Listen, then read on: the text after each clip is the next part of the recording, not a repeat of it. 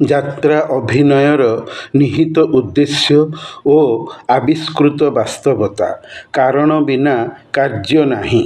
ଯେଉଁଥିପାଇଁ ସଂସ୍କୃତରେ କୁହାଯାଇଅଛି ନ କାର୍ଯ୍ୟଂ କାରଣଂ ବିନା। ମଣିଷର ପ୍ରତ୍ୟେକ କରୁଥିବା କାର୍ଯ୍ୟ ପଛରେ ଉଦ୍ଦେଶ୍ୟ ନିହିତ ଥାଏ, ଆଉ ସେଥିରୁ ବାସ୍ତବତା ବା ପ୍ରକୃତତାର ବାହାର ହୁଏ। କାର୍ଯ୍ୟ କରିବାର ଏହା ହିଁ ଧାରା ବା ରୀତି, ଯେଉଁଥିପାଇଁ କାର୍ଯ୍ୟ କରାଯାଏ, ସାଧିତ ହୁଏ। ଭ୍ରମଣପ୍ରିୟ ନାଟ୍ୟ ସଂସ୍ଥାର ନାମ ଯାତ୍ରା। ବୁଲି ବୁଲିକି ସ୍ଥାନାନ୍ତର ଗମନ କରି ନାଟ୍ୟ ପରିବେଷଣ କରାଏ। ପର୍ବପର୍ବାଣୀ, ମେଳା ମହୋତ୍ସବମାନଙ୍କରେ ନାଟ୍ୟ ମଞ୍ଚସ୍ଥ ପ୍ରାଚୀନ କାଳରେ ହେଉଥିଲା, ଏବେ ବି ହେଉଅଛି। ଏବେ କିନ୍ତୁ ଯାତ୍ରା ରୀତିମତ ସାଧିତ ହେଉଅଛି, ଯାହାକି ରୋଜଗାରର ବୃତ୍ତିକ୍ରିୟାର ପ୍ରବୃତ୍ତି ହୋଇସାରିଛି। ବେକାରୀ ସମସ୍ୟାର ଅନେକାଂଶରେ ସମାଧାନ କରିପାରିଛି। ଶିକ୍ଷିତ ବେକାରମାନେ ନ ବସି ଯାତ୍ରାକୁ ନିଜର ବୃତ୍ତିର ଉପାର୍ଜନ ମାଧ୍ୟମ ରୂପେ ଧରି ରଖିଛନ୍ତି। ମନୁଷ୍ୟର ଚାକିରି କରିବାର ଅନ୍ନସଂସ୍ଥାନର ଅପର ପ୍ରମୁଖ ମାଧ୍ୟମ ହୋଇଛି ଓଡ଼ିଆ ଯାତ୍ରା। ଯାତ୍ରା ଅଭିନୟିକ କାର୍ଯ୍ୟକ୍ରମ, ସୌନ୍ଦର୍ଯ୍ୟର ପ୍ରକାଶ, ଯାହାର ଲକ୍ଷ୍ୟ ଉପଯୁକ୍ତ ବା ଯଥାର୍ଥ ସୌନ୍ଦର୍ଯ୍ୟ ପ୍ରଖ୍ୟାପିତ ନ ହେଲେ ଦର୍ଶକ ଉପରେ ତା'ର ପ୍ରତ୍ୟକ୍ଷ ପ୍ରଭାବ ପଡ଼ିପାରି ନଥାଏ। ଦର୍ଶକ ଯାତ୍ରା ଦେଖିବାକୁ ଭଲ ପାଇ ନଥାଏ। ଆନନ୍ଦଦାନକାରୀ ଅନୁଷ୍ଠାନ ଯାତ୍ରା ପର୍ଯ୍ୟାପ୍ତ ପରିମାଣରେ ଆନନ୍ଦ ପ୍ରଦାନକ ହେବା ଯାତ୍ରା ପାଇଁ ବାଧ୍ୟ। ଏଥିପାଇଁ ପ୍ରଥମତଃ ଦରକାର ସୁଶ୍ରୀ ତଥା ରୂପବାନ କଳାକାର।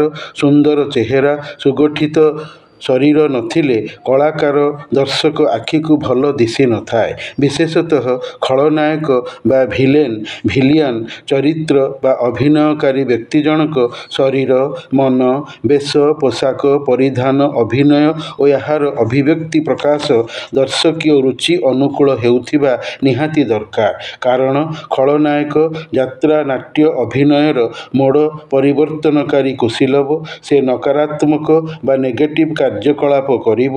ଯାତ୍ରା ଅଭିନୟର ଶାନ୍ତ ପରିବେଶକୁ ଅଶାନ୍ତ ତଥା ଉତ୍କଣ୍ଠାପୂର୍ଣ୍ଣ, ରହସ୍ୟ ବିଜଡ଼ିତ କରାଏ। ଫାଇଟିଂ କରିବ, ଧର୍ଷଣ କରିବ, ଧର୍ଷିତ ହେବ, ମାଡ଼ ଦେବ, ମାଡ଼ ଖାଇବ, ଦୋଷୀ ସାବ୍ୟସ୍ତ ହୋଇ ଶେଷରେ ଦଣ୍ଡିତ ହେବ, ସଜା ଭୋଗିବ। ଅଗତ୍ୟା ଉପରୋକ୍ତ କାମ ପାଇଁ ଯାତ୍ରା ଖଳନାୟକ ଯାତ୍ରା ଅଭିନୟରେ କାହାଣୀର ଉଦ୍ଦେଶ୍ୟକୁ ଧରି ରଖୁଥିବ, ଆଉ ଏଥିରୁ ଦର୍ଶକ ଅଭିନୟିକ ବାସ୍ତବତା ପ୍ରକୃତତାକୁ କାଢ଼ିବ, ଆବିଷ୍କାରିବ। କି ଖଳନାୟକର ଇଦୃଶ ବା ଏହିପରି ଅଭିନୟରେ ଏହିଭଳି ଉଦ୍ଦେଶ୍ୟ ନିହିତ ଥିଲା, ଆଉ ସେଥିରୁ ବହିଷ୍କୃତ ବାସ୍ତବତାର ଫଳ ହେଉଛି ଏଇଆ। ଅନେକ ଯାତ୍ରାପ୍ରେମୀ ଦର୍ଶକ ମତ ଦେଇ କହିଥିବାର ଶୁଣାଯାଇଥାଏ କି ଖଳନାୟକ ଭିଲେନ ଦର୍ଶକୀୟ ମନଲାଖି ନଥିଲେ ଯାତ୍ରା ଅଭିନୟ ଦେଖିବାକୁ ଭଲ ଲାଗିନଥାଏ। ସେମାନଙ୍କ ବିଚାରରେ ଭିଲିଆନ ସ୍ୱାସ୍ଥ୍ୟବାନ, ଦେହାଳୁ ଥିବ, ଗର୍ଜି ତର୍ଜି କରି ସଂଳାପ କହୁଥିବ, ଯୌନ ଉତ୍ତେଜକ ଦୃଶ୍ୟ ଦେଖାଉଥିବ, ଗମ୍ଭୀର ଘାଗଡ଼ା ଉଦ୍ଧତ କଣ୍ଠସ୍ୱରକୁ ନିଜର ପାଟିରୁ ବାହାର କରାଉଥିବ, ପରିହିତ ବା ପିନ୍ଧିଥିବା ପୋଷାକ ତଥା ଅଭିନୟିକ ଅଭିବ୍ୟକ୍ତି ଅଶ୍ଳୀଳ ଥିବ। ଯେହେତୁ ଶ୍ଳୀଳତାର ଅଭିନୟ କରିବାକୁ ନାଟକର କଥାବସ୍ତୁରେ ଅନ୍ୟାନ୍ୟ ଚରିତ୍ର ଅଛନ୍ତି, ଯେଉଁମାନେ କି ଆଦର୍ଶବାଦୀ, ହାସ୍ୟୋଦ୍ଦୀପକ, ସଂସ୍କୃତିର ସଂରକ୍ଷକ। ଭିଲିଆନ କିନ୍ତୁ ଏସବୁର ବିପରୀତ ଥିଲେ। ମନପସନ୍ଦର ଥାଇ ଦର୍ଶକୀୟ ହୃଦୟ ଜିତେ, ଅଭିନୟରେ ବାହାବା ଆଣେ, ପ୍ରଶଂସା ସାଉଁଟେ। ଯାତ୍ରା ଅଭିନୟ କ୍ରମରେ ଉପରୋକ୍ତ କଥିତ ତଥ୍ୟାବଳୀର ପ୍ରାୟୋଗିକ ନମୁନା ଅଭିନୀତ ଯାତ୍ରାପାର୍ଟିର ଭିଲିଆନଠାରେ ପ୍ରକଟିତ ଓ ପ୍ରଦର୍ଶିତ ଥିଲା। ତଦନୁଯାୟୀ ବେଶ ଓ ପୋଷାକରେ ସଜାଇ ନାଟକର ମାଷ୍ଟର ବା ଓସ୍ତାଦ ଭିଲିଆନକୁ ମଞ୍ଚକୁ ଅଭିନୟ କରି ଦେଖାଇବା ପାଇଁ ଛାଡ଼ିଥିଲେ। ନିର୍ଦ୍ଦେଶକ ନାଟ୍ୟ ଅଭିନୟିକ ପ୍ରଦର୍ଶନର ସର୍ବେସର୍ବା। ତାଙ୍କରି ପ୍ରତ୍ୟକ୍ଷ ପରିଚାଳନା ଓ ଉପଯୁକ୍ତ ତଦାରଖରେ ହିଁ ଭିଲିଆନ ମଞ୍ଚସ୍ଥ ନାଟକର ମଉଡ଼ମଣି ରହିଥିଲା। ବ୍ୟତିକ୍ରମ, ବ୍ୟାଘାତ, ବିଚ୍ୟୁତିର ଲେଶମାତ୍ର ଲକ୍ଷଣ ଦେଖାଇବାକୁ ସାହସ ଜୁଟାଇ ପାରିନଥିଲା। ଓସ୍ତାଦ ଭିଲିଆନକୁ ଗାଳି, ମାଡ଼ ଦ୍ୱାରା ଦର୍ଶକୀୟ ରୁଚି ଅନୁକୂଳ କରାଇ ପାରିଥିଲେ। ବେଶ ଘରେ, ଆଖଡ଼ାଶାଳରେ ତାକୁ ପ୍ରାକ୍ଟିସ କରାଇ ଅଭିଜ୍ଞ କରାଏ। ପଇସା ପ୍ରାପ୍ତ କ୍ରୀତଦାସ ଅମାନିଆ ହୋଇପାରି ନଥିଲା। ଯଦି କରେ ଅଭିନୟ କରିବାର ସୁଯୋଗରୁ ବଞ୍ଚିତ ହେବ। ପ୍ରଥମ ଶ୍ରେଣୀର କଳାକାର ଥାଇ ମୋଟା ଅଙ୍କର ବେଶୀ ଦରମା ପାଇବ ନାହିଁ। ଯାତ୍ରା ନାଟ୍ୟ ଅଭିନୟର କେନ୍ଦ୍ରବିନ୍ଦୁ ଥିବାରୁ ନିର୍ଦ୍ଦେଶକ ଭିଲିଆନ୍କୁ ପାରୁ ପର୍ଯ୍ୟନ୍ତ ଉପଯୁକ୍ତ ପ୍ରସ୍ତୁତିର ସହିତ ମଞ୍ଚକୁ ଛାଡ଼ୁଥିଲେ। ଦୃଶ୍ୟ ଥିଲା ଯୌନତାର ପରିବେଷଣ। ପ୍ରଦର୍ଶନର ପ୍ରଥମ ଉଦ୍ଦେଶ୍ୟ ପରିହିତ ବେଶ ବିନ୍ୟାସ ଓ ପୋଷାକ ପରିଚ୍ଛଦ ପିନ୍ଧିବାରେ ରହିଥିଲା। ଭିଲିଆନ୍ଟି ଦେଖିବାକୁ ଗୋରା ତକ୍ତକ୍ ଦେହାଳୁ, ସ୍ୱାସ୍ଥ୍ୟବାନ, ମଧ୍ୟମ ଧରଣର ଶରୀର, ଫାଲୁଆ ମୁହଁରେ ଗାଲ ଲଗା ପରିପୂର୍ଣ୍ଣ ଦାଢ଼ି, ଘଞ୍ଚ କଳା ମଚମଚ କେଶଗୁଚ୍ଛ ବେକ ପର୍ଯ୍ୟନ୍ତ ଯାହା ପଡ଼ିଥାଏ। ଡାହାଣ ହାତ କଚଟିରେ ରୂପାର ଓଜନିଆ ଭାରୀ ବ୍ରେସଲେଟ୍। ଆଖି ତେଜିଆନ ଓ ଗହୀରିଆ। ଯୌନତାର ଅଭିନୟ କରି ଦର୍ଶକଙ୍କୁ ଦେଖାଇବାର ଉଦ୍ଦେଶ୍ୟ ତାର ସମଗ୍ର ଦେହରେ ଓସ୍ତାଦ ଜଡ଼ିତ କରି ରଖାଇଥାନ୍ତି, ଯେଉଁଥିରୁ ଅଭିନୟିକ ବାସ୍ତବତା ଦର୍ଶକ ପାଇବ, ଆବିଷ୍କାର କରିବ। ତାକୁ ପିନ୍ଧାଇଥାନ୍ତି କଳା ରଙ୍ଗର ସାଟିନ୍ ରେଶମୀ ଚିକ୍ ଚିକ୍ କରୁଥିବା ଚିପା ଚୁଡ଼ିଦାର ପାଇଜାମା। ଖୋଲା ଦେହ ଥାଏ ପାଇଜାମା ଭିତରେ। ସେ ଫୁଲ୍ ଇଲାଷ୍ଟିକ୍ ଚଡ଼ି ପିନ୍ଧିଛି ନା ନାହିଁ ନିଜେ ଓସ୍ତାଦ ଭିଲିଆନ୍ ପିଚାରେ ହାତ ମାରି ପରଖି କହିଲେ, ହଁ ଚଡ଼ି ପିନ୍ଧିଛୁ। ସାବାସ୍। ଉତ୍ଥିତ ଯୌନାଙ୍ଗରେ ହାତ ମାରି କହିଲେ, ଆରେ କ'ଣ ମୁତି ଦେଲୁଣି? ମଞ୍ଚରେ ତତେ ପୁଣି ମୁତିବାର ଦୃଶ୍ୟ ଦେଖାଇବାର ଅଛି। ଅଶ୍ଳୀଳତାର ଦୃଶ୍ୟ ହିଁ ଦର୍ଶକଙ୍କୁ ଯାତ୍ରା ଦେଖିବାର ପରିତୃପ୍ତି ଦେଇଥାଏ। ମୁହଁରେ ପାଉଡର ଜିଙ୍କ୍, ଆଖିରେ ପାତଳ କଳା, ଆଖି ପତାରେ ଲାଲି ରଙ୍ଗ ବୋଳ, ଓଠରେ ଲାଲି ଲିପଷ୍ଟିକ୍। ଅପ୍ରେଲ ମାସର ଦୋଳ ପୂର୍ଣ୍ଣିମାର ଗ୍ରୀଷ୍ମ ଉତ୍ତାପରେ ତଥା ଅଭିନୟିକ ବ୍ୟସ୍ତତାରେ ଥାଇ ଦେହ ମୁହଁରେ ଝାଳ। ବେଶଘରୁ ପାଦରେ ଲାଲି ମୋଜା ସହିତ ଜରି କାମ କରା ଚିକ୍ ଚିକ୍ ନାଗରା ଜୋତା ପିନ୍ଧି ବାଦ୍ୟର ଗୁଡ଼ୁମ୍ ଗୁଡ଼ୁମ୍ ନାଦରେ ପାଦ ପକାଇ ଧପ୍ ଧପ୍ ଚାଲି କ୍ଷିପ୍ର ଗତିରେ ମଞ୍ଚକୁ ଯିବା ପୂର୍ବରୁ ବାଟରେ ଚଉକି ଉପରେ ହାତରେ ବେତ ଧରି ବସିଥିବା ନିଜର ନାଟ୍ୟଗୁରୁ ଓସ୍ତାଦଙ୍କର ପାଦ ଧରି ପ୍ରଣାମ କରିବାକୁ ଦେହ ବଙ୍କାଇ ନଇଁ ପଡ଼ିବା ବେଳେ ଉପସ୍ଥିତ ଦର୍ଶକ କହିଥିଲେ, ଆବେ ଶଳାଟା ପାଡ଼ି ଦେଲା। ଇସ୍ କି ଗନ୍ଧ! ରାତି ଜାଗି ଶଳାର ପେଟ ଗ୍ୟାସ୍ ହୋଇଯାଇଛି। ଓସ୍ତାଦ କହିଲେ, ବର୍ତ୍ତମାନ ତୋର ରୋଲ୍ ଆସିନାହିଁ। ମୋ ପଛରେ ଚୁପ୍ଚାପ୍ ଛିଡ଼ା ହ। ଦର୍ଶକ ସାଥିରେ କଥା ହେଲେ ବେତରେ ମାଡ଼ ମାରି ତୋ ଗାଣ୍ଡି ଫଟେଇ ଦେବି। ଦର୍ଶକ ଥଟ୍ଟା କରି କହିଲେ, ତାର ଗାଣ୍ଡି ତ ଆଗରୁ ଫାଟିଛି, ନହେଲେ ସେ ହଗୁଛି ପାଡ଼ୁଛି କେମିତି? ବିଶ୍ୱାସ ଯଦି ହେଉନାହିଁ ତାର ଗାଣ୍ଡିରେ ନିଜ ଆଙ୍ଗୁଠି ଗେଞ୍ଜନ୍ତୁ, ବଳେ ଜାଣିଯିବେ ତାର ଗାଣ୍ଡି ଫାଟିଛି ନା ନାହିଁ। ଭିଲିଆନ୍ ରାଗିକି ଅନେଇଲା। ଦର୍ଶକ କହିଲା, ଆବେ ରାଗେନା। ଶଳା କେତେ ଯେ ମାଡ଼ ଗାଳି ଖାଇବୁ ତାର ଠିକଣା ନାହିଁ। ତୋର ଓସ୍ତାଦ କାଳିଆ, ପତଳା, ଡେଙ୍ଗା ସରସର, ଆଉ ତୁ ଗେଟେଇ ମାଦଳ। ଦେଖୁଛୁଟି ହାତରେ ପାଚିଲା ବେତ ଧରି ବସିଛି। ଡାଇଲଗ ମନେ କରି ଅଭିନୟ ଠିକ୍ ଠିକ୍ ଦେଖା, ନଚେତ୍ ତୋ ଦେହରୁ ହଗ ମୁତ କାଢ଼ିଦେବ। ଶଳା ରାଗିକି ଚାହୁଁଛି, ତୋ ଆଖି ଉପାଡ଼ି ଦେବି ଜାଣିଥା। ଆଗକୁ ଅନାଇ ଚୁପ୍ଚାପ୍ ମଞ୍ଚକୁ ସିଧା ଯା। ରେପ୍ ସିନ୍ ଦେଖା, ନହେଲେ ଓସ୍ତାଦର ବେତ ତୋ ଗାଣ୍ଡିରେ ବାଜିବ। ରିହର୍ସାଲ ବେଳେ କେମିତି ଖାଇଥିଲୁ ମୁଁ ଦେଖିଛି। ନାଟ୍ୟଗୁରୁ ଭାବୁଥିଲେ ମୁଁ ଯଦି ପାଟି କରିବି ତେବେ ଅପ୍ରୀତିକର ପରିସ୍ଥିତି ସୃଷ୍ଟି ହେବ, କଳିଗୋଳ ହେବ, ଲୋକେ ସୁରୁଖୁରୁରେ ମୋର ପାଟିଆରମାନଙ୍କର ଅଭିନୟ ପ୍ରଦର୍ଶନ ଦେଖିପାରିବେ ନାହିଁ। ଭିଲିଆନ୍କୁ ଆଦେଶ ଦେଇ କହିଲେ, ଆବେ ତୁ ମଞ୍ଚକୁ ଚାଲ। ଗୁରୁବାକ୍ୟକୁ ବେଦବାକ୍ୟ ମଣି। ଚୁପ୍ଚାପ୍ ଭିଲିଆନ୍ ଦ୍ରୁତ ପଦବ୍ରଜରେ ମଞ୍ଚକୁ ଯାଇ ପହଞ୍ଚିଲା। ମଞ୍ଚ ସମ୍ପୂର୍ଣ୍ଣ ଅନ୍ଧକାର ହୋଇଗଲା। କେବଳ ଖଳନାୟକର ଦେହ ମୁହଁରେ ତୀବ୍ର ଆଲୋକ ରଶ୍ମି ପଡ଼ି ଦେହକୁ ଝଲସାଇ ଦେଲା। ମୁହଁକୁ କଲା ଚିକ୍ ଚିକ୍। ପାଦକୁ ସାମାନ୍ୟ ଟେକି ଆଗ ପଛ ବୁଲାଇ ଆଖିକୁ ବଡ଼ ବଡ଼ ଚାହାଣି ଦେଇ ଯୌନାଙ୍ଗ ଥରାଇ ଅଟ୍ଟହାସ୍ୟ କରି କହିଲା, ମୋର ମାଲିକ କହିଛି ମଲ୍ଲିକୁ ଆଣି ତାକୁ ଦେଲେ ସେ ତାକୁ ଉପଭୋଗ କରିବ। ଆଉ ମୁଁ କ'ଣ ବୋକା ହୋଇ ଚାହିଁଥିବି ମୋ ମଲ୍ଲିକୁ ଭୁଲେଇ ଭାନ୍ତେଇ ଟେକି ଆଣିବି ଉପଭୋଗ ନ କରି? ଏମିତି କଦାପି ହେବ ନାହିଁ। ମଲ୍ଲି ମୋର ରାତୋଁ କି ରାନୀ, ଦିଲ୍ କି ତମନ୍ନା। ହା ହା ହା, ଯାଏଁ ତାକୁ ଆଣେ। ଏହା କହି ଝପ୍ଟିକି ମଞ୍ଚରୁ ଡେଇଁଲା ଭଳି ପାଦ ପକାଇ ବେଶ ଘର ଦିଗକୁ ଚାଲିଗଲା ବେଳେ ମଝି ରାସ୍ତାରୁ ନାଟକର ମୁଖ୍ୟ ବଡ଼ ଭିଲିଆନର ଲୋକମାନେ ସାନ ପଠାଣ ମିଆଁ ଭିଲିଆନକୁ ତାର ଲମ୍ବା ଘଞ୍ଚ କଳା କେଶଗୁଚ୍ଛ ଧରି ଟାଣି ଘୋଷାଡ଼ି ନେଇଗଲେ ମଞ୍ଚ ଉପରକୁ। ମଞ୍ଚ ଉପରେ ତାର ଲିଙ୍ଗକୁ ଲକ୍ଷ୍ୟ କରି ମୂଳ ବଡ଼ ମାଲିକ ଭିଲିଆନ ଲାତ ମାରିବାରୁ ओह मर गया मैं मर गया मेरा सोनू से पेशाब निकल गया मोती लुटी एबे हगिबु रह वो भी हो गया बहुत अच्छा हुआ। आबे तार हाथ रे हैंडकप पिंधाओ। सांगे सांगे काल विलंब नकरी लिंग उपरु तार हाथ उठाई हाथ को हैंडकप पिंधागला। मालिक बड़ भिलियन हाथ रे धरिथिबा बेतरे बहे सान पठाण मियाँ भिलियन को पिटी पकाइले। चला मल्ली को रेप करिवो मल्ली तोर रातिर राणी मनर मनसाद निज गोड़े पठाण मियाँ भिलियनर पेंडा को लात मारी तले पकाई देबारु दालू करी मंचरे कचाड़ी होई पड़ते तार पादरू नागरा जोता खसी लाली मोजा पिंधा पाद को मोड़ी ताकू दुई हाथ भारारे भूमि संलग्न पेटेई उठाई ठिया कराई मुतेइबार दृश्य दर्शकों को देखाइले। किछि मुतो तार लिंगरू बाहरी मंचरे पड़िला। आबे शला हेई मुतुची केमिति देख।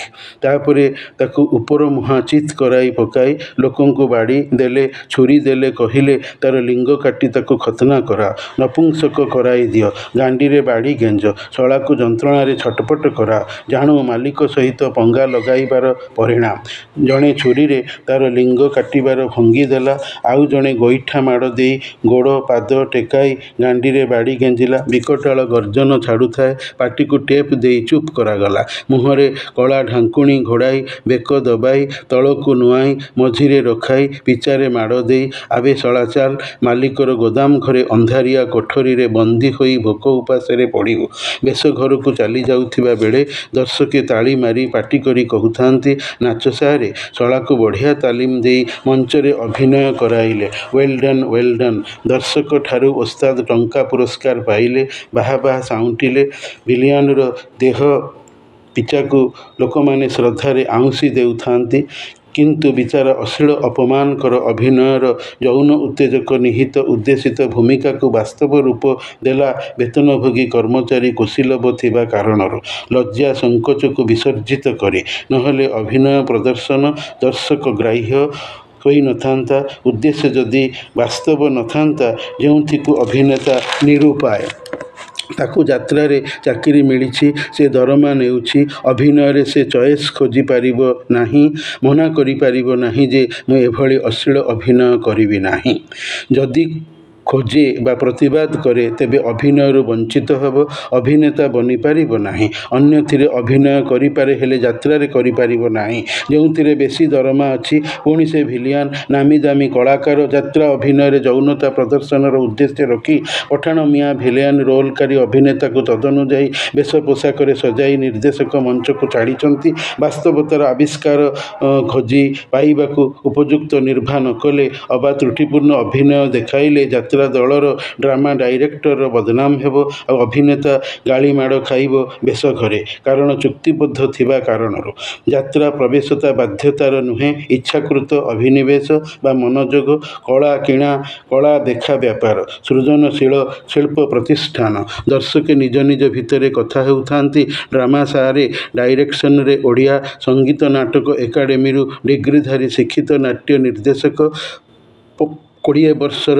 अभिज्ञ ओस्ताद तांकु बजार बुला चाहा खिया बेले पचारि आपण निर्देशन रे कहीं पाठ पढ़िले अभिनय रे पाठ न पढ़िबार कारण देखाई से कहिले मु कलाकार सृष्टि करिवि किछि लोक मते गुरु मानी मो आयत्ताधीन होई रहिबे मते सार सार कही सम्मान देवे गाली माड़ देई सेमानकु प्रशिक्षित कराई जणे जणे कुशली अभिनेता कराइबी। आपण जो भिलियन को देखुछंती जे कि पठाण मियाँ खलनायक भूमिका करू से मात्र 2 वर्ष है यात्रा रे पशिछि मते प्राणे भय मो सहित आखि को आखि मिसाई सीधा सड़क कथा कहि परिबो नाही। नव प्रतिभा विशेषांक बीए पास करिछि ताकू बाहर को बुलिबा को छाड़ू नाहंती काहेकि से आम दलर टेक नंबर 1 अभिनेता नामी दामी कलाकार अन्य मानक भली से आदौ बाहर बुली परिबो नाही।